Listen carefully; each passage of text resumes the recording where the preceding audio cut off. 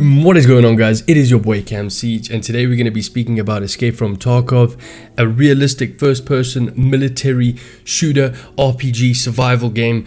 The list goes on. It's an absolute insane game that I just want to go a little bit in depth about today and speak to you guys about the ins and out, what the aim of the game is, everything that Tarkov encompasses, and yeah, basically why the grind has been so addictive for me over the past 3 months, and just to give a little bit of insight to any new players or people that don't know about the game that maybe are a little bit interested. So yeah, let's jump straight into the video.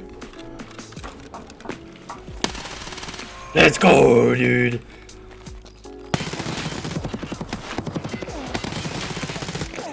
Let's fucking go, baby. Let's go, baby. Okay, guys, so to start this off, I just want to explain everything. So today we're going to go through a couple points. Obviously, this game is extremely in depth and it's very difficult to fit everything into an 8 to 10 minute video. So if you do have any questions, concerns, things you'd like to add, or you see comments from new players or beginners that need help, you're more than welcome to jump down into the comments below, ask me questions, ask the community questions, just to obviously help each other out. If there is a lot of comments about certain topics, I can go in depth more on each thing. I would like to, the way I'm separating it is into 4 points. So the main aim of the game and questing, the gunsmith and the flea market, the hideout, and then just my overall opinion on the game and thoughts about it. And then I'd like to go into another video later on going into detail on each individual thing. But obviously this video is just to get a general idea of everything that is inside Tarkov. So to start off, the main aim of Tarkov is basically to get a big butt container. You start with an alpha container, which is something that is 4 squares big, and you can keep anything inside it. You can take it into raid and you can bring it out of raid. It is something that you keep when you die. Basically, if you go into a raid with a whole bunch of gear and you die, you lose everything that you had on your player except the stuff that was in your alpha container. As you play the game, you'll upgrade your container to an epsilon and then a kappa. The kappa is like the big container that everyone strives for when you're playing the game. That is what all your quests will lead to. It's also about going into raids, looting, killing players, killing scabs, collecting items, marking things, finding specific things for certain dealers, and then obviously extracting with the stuff that you found and selling it to make money. The way that multiplayer ties itself in with the entire looting experience and questing is there are 7 maps. You can load into one of 7 maps at a time, and you will go into that map and try and find loot, try and kill players, try and kill scabs, complete your quests on that specific map, and then try and extract. Obviously, if you die, you lose everything that you had on you, and you will have to try it again. All the maps, I would say, are pretty well balanced. Some are bigger than others and some you like more than others, obviously. I know me, for one, Shoreline is an absolute bitch just because of how many quests Peacekeeper gives you on that map, and it's just not my favorite. But yeah, then with each map there is a boss. Not every map has a boss, but I think there are about 5 bosses in total in the game right now, and those bosses are also part of quests and just give you higher tier loot. There are also loot spawns in each map that will have low tier loot and high tier loot. You learn this by collecting keys which open doors and safe rooms which will often have higher tier loot in. So let's say, for example, you run into a room and you find a jacket, you search this jacket and you find a key. The key is I don't know, let's just say ultra medical key. This ultra medical key, if you go and look, is worth 5 million rubles on the flea market, and the reason being is because if you go and open it in the interchange map, it has a high chance of a lead X spawn, which is high value loot. So it is a lot about looting, but it's not a battle royale. Yes, you are loading in with other players, but there's often times where you won't even find other players because obviously you're on both different quests. So you're going to one part of the map, they're going to the other. Sometimes your paths do not cross. Okay guys, we're going to quickly go through the gunsmith. There's just not enough time to cover everything that the gunsmith entails in terms of calibers, modding, attachments, etc, etc. So we're just going to briefly discuss what the gunsmith is.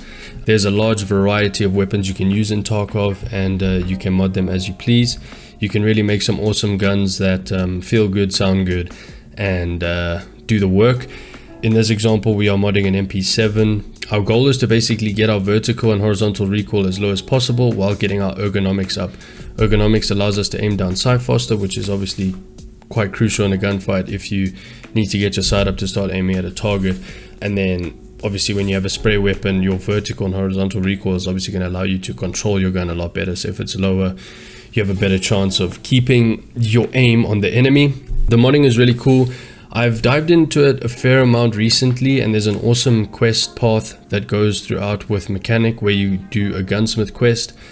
You go through multiple parts of modding different guns, and it helps you learn about barrels and sights and stocks and pistol grips and attachments and lasers and all that good stuff. There's a lot to it that we can't really dive into right now, but it is quite a big part of the game. And one of the last sections just before we wrap up and talk about just general opinions on the game, the hideout and skills. Tarkov really, this part of Tarkov really captured me, just because I wasn't expecting it at all from a realistic military first-person shooter kind of game.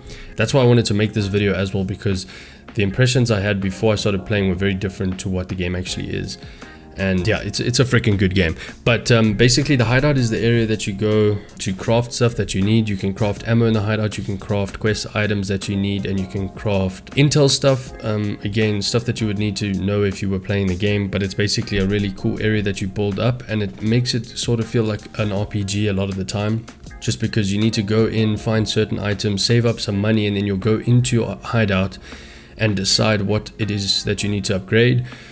Whether it's upgrading your generator to allow for more slots of fuel so that you can have your hideout running for a longer period of time, whether it's going to upgrade your workbench so that you can craft a different type of ammo that you aren't able to craft right now, or going into your med station and crafting your morphines for your quest items, because you need 5 found in raid morphines, so you're just going to craft them in your hideout instead of going out into a raid and trying to find them. It's a really cool separate part of the game that brings like a whole different dynamic to it, and you find yourself using it quite a bit. When I was being shepherded by Zulu and Saint, they told me it's a very important thing to get going off the bat. It's something you want to start upgrading it straight away. You don't want to wait too long, because it's extremely useful when it comes to your quests, and you don't have to spend as much money buying ammo when you can just use stuff you found in raid to then craft the ammo that you use a lot of. So yeah, it's a really awesome space. The skills are also very heavily tied into the game. Obviously they're not all unlocked because the game still is in beta, but there are certain things you need to do, like get your stress resistance to a certain level. And to upgrade your stress resistance, you will need to be taking fights and be getting damaged in those fights, but still being able to survive. Another good example is a sniping skill. That is just by you using a sniper rifle, killing scavs, killing players, reloading your sniper rifle, stuff like that, which will allow you to upgrade that skill, and therefore you get better. You get better at recoil control, you get better at endurance, you get better at strength. So as you play the game, you will feel your character progressing.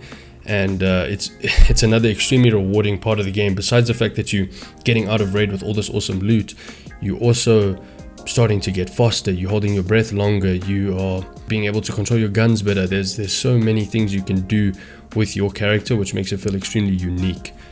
And yeah, I just love that part of it. Okay guys, so yeah, I think we've touched on everything now, everything that I wanted to speak about. Obviously I want to go a lot more in depth with each thing, and I'm hoping to start making more videos like this. If you guys do want to see more of my Tarkov content, I do have a lot of it on Fruit Lab. There will be a link down below where I do post a lot of my Tarkov content. But yeah, hope you guys enjoyed. If you didn't know too much about the game, I hope you do know a bit more now. Like I said, if you have any questions, feel free to drop them in the comments below. Also, don't be scared to give this game a shot. It really took me by surprise. It was a game that I always said I was going to get. Zulu got me a code, and after that code, I've been hooked ever since. And that's just like, honestly, it's an amazing game. It's extremely enticing. It's extremely addictive. Be prepared to get your ass beat if you do get it. It is a hard game. It's not an easy game, and it's not supposed to be an easy game. It's supposed to kick you in the balls every single day you hop on. I can give you a quick story now. Probably about 4 weeks in, I've obviously done quite a few quests. I'm starting to get used to it. I'm still getting killed by scavs a shit ton. Scavs are the AI players that are absolutely insane. I'm still getting killed by them a lot, and I have about 20,000 rubles left after gearing my guy up. And Saint and I go into a raid, and I say, listen, if I don't make it out of this one, I think I'm done with this game, because I'm just so tired of getting beat up.